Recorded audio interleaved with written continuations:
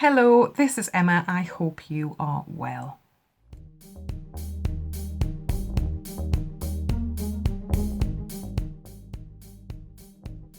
This video is about dealing with exacerbated stress and anxiety around the coronavirus.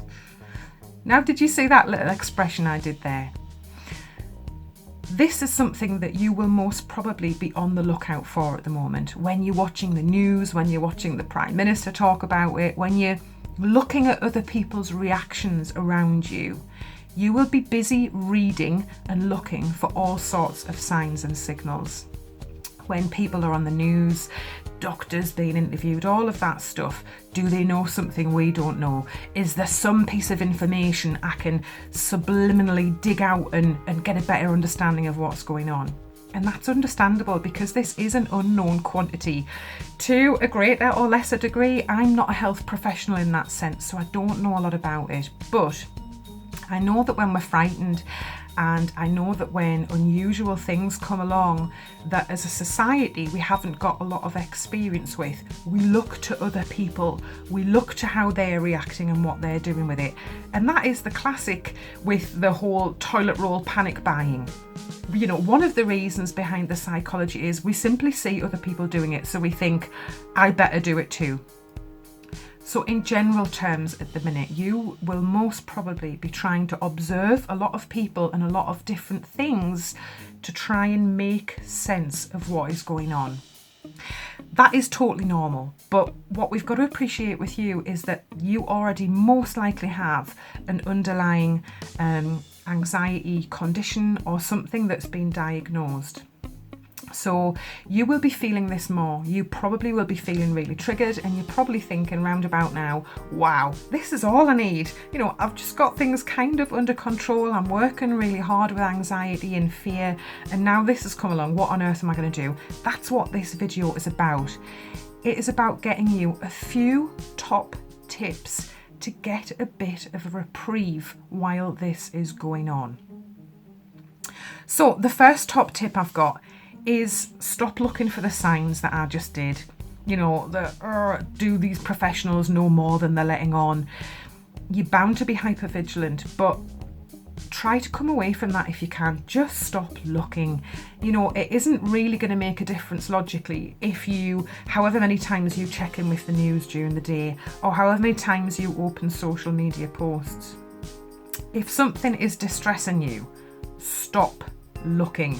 Now, I know this can be a little bit like a moth to a flame, and that again is human nature. When we are unsure about something, when we want more information, when we try to control anxiety and get some sort of sense of regaining our composure and our control, we look for information because you never know, we might see that information that says coronavirus is cured, we've got a vaccine, everyone's getting it tomorrow. That's slim to nothing chance every time you look at social media, but the rest of the time you're looking, you're seeing more and more headlines which are going to be like petrol on your anxiety fire. You are unwittingly kind of fueling that fire and making that situation inside of you worse. So as difficult as it is, and it is difficult to stop ourselves from looking because there's always that tiny hope that we might get some good news by looking at social media and the newspapers too often, but generally speaking, try and stop. Try and be really strict with yourself and just say, do you know what? On balance, I'm not feeling any better by looking, so I'm going to make the decision to stop. Another thing that we need to understand is that headlines are designed to grab our attention. The boring headline never sold newspapers. It never made, you know, massive amounts of impact on social media. So you have to be realistic. That's what I'm saying, is you have to get yourself grounded and in a really logical place. Anxiety hates logic. Anxiety just doesn't play nicely with logic. So if you can switch on your logic and your real sense in yourself talking to say, of course, headlines are going to be the worst. Of course, it's going to be dramatic because that is the impact that they want, because it's a business and they have to sell and grab your attention. It is designed to do that. Even something as basic as a blog, you never get a bland title. It's always three ways to cure anxiety, or 3 ways to whatever, miracle something up. Because 3 ways to feel okay doesn't really grab your attention. It's got to be 3 ways to feel awesome. So be aware and convince yourself. Keep coming back to it like a mantra. Headlines are designed to grab attention. Every time you get overwhelmed, every time you're scrolling online, headlines are designed to grab attention. Keep bringing yourself back with that repetition and with that mantra. Another thing as well, things like flu. More people have complications with flu. There's another good mantra. More people have complications with flu. Even if you have to say this to yourself 100 times a day, as soon as you feel that anxiety start, jam on the brakes. And you've got to be really super responsible about this, because it's a bit like a spiral. And once you've slid part way down this spiral, it's really, really hard to get a solid footing. You've got much more chance of getting it if you're nearer the top of that spiral. So the minute you feel your heart rate going, the minute you feel the sweaty palms, or you're just starting to feel a bit intrusive thoughts, maybe would be something that would be coming in a little bit more, unhelpful thoughts. The minute you notice it, bring in that power mantra. Newspapers are headlines are designed that way to sell papers. More people have complications with seasonal flu. It is very unlikely that this will cause me a problem. Something like that. Or what is a really good mantra?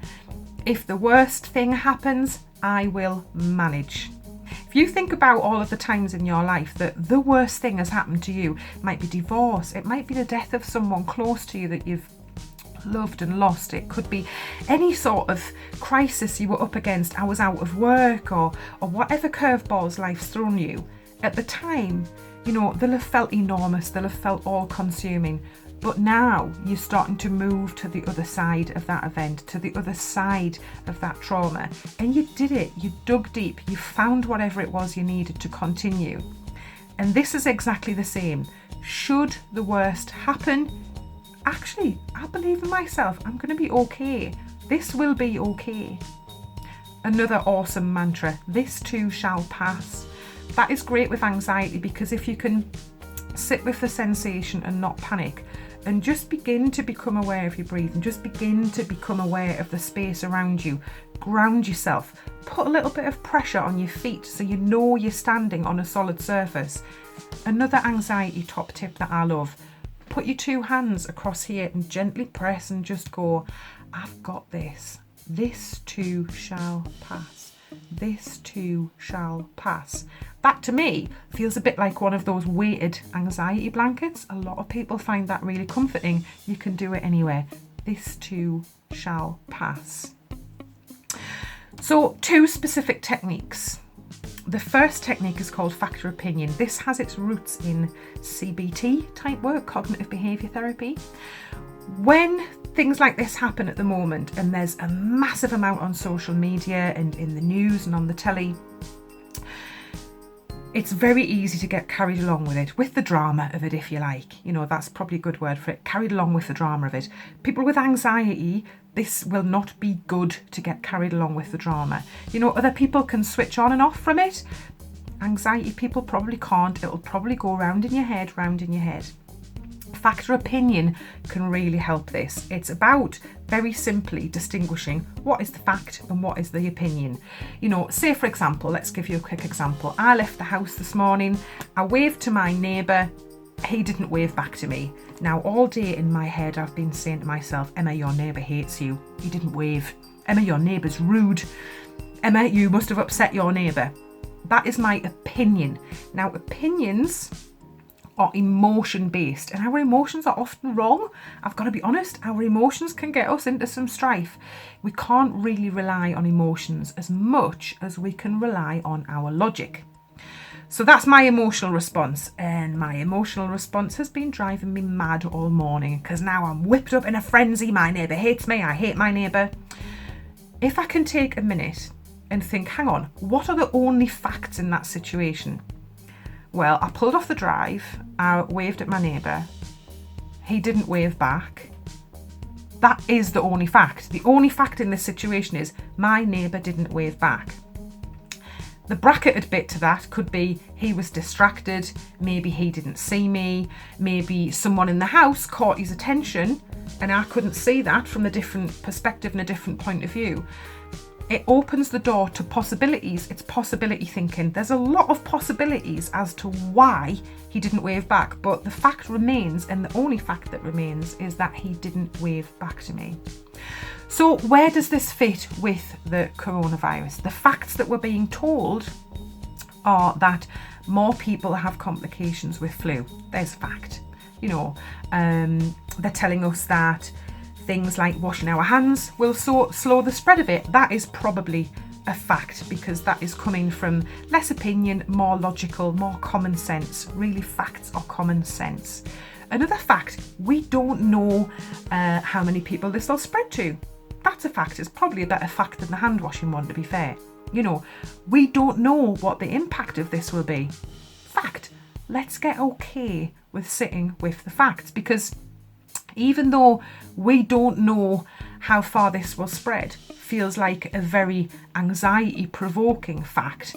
Compare that with, we're all going to get this, we're all going to die, and the world's going to, blah, blah, blah. What feels the more comfortable? I'll pick that one. We don't know how far this will spread. It's possibility thinking. It's about not catastrophizing, not trying to fortune tell. Just stick with the facts. There's a lot of calmness in facts. And with facts, we take the emotion out of it.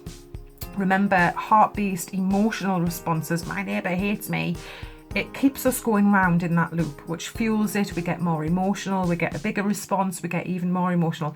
Facts actually kind of go, yeah, okay, we don't know much about this yet because it's still quite new. Fact. All right, okay, let's get on with our day. So that is how facts become really, really useful with anxiety. So it's about, really looking at the signs and symptoms that are coming up for you at the moment. Get back to basics. Make an anxiety action plan with this. That is not a bad idea at all. Be responsible for how you feel, in that this action plan can offer you clear guidance.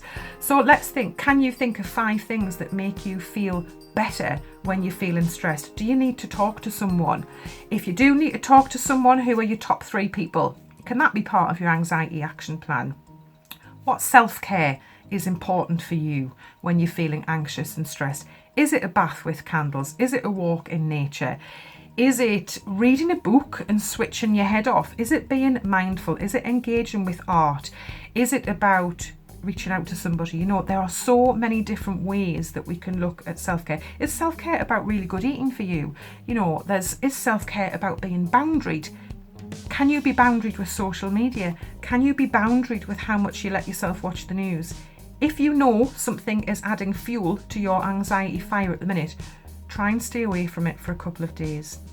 Just because there is drama out there doesn't mean you have to look at it or get involved. There's another brilliant mantra.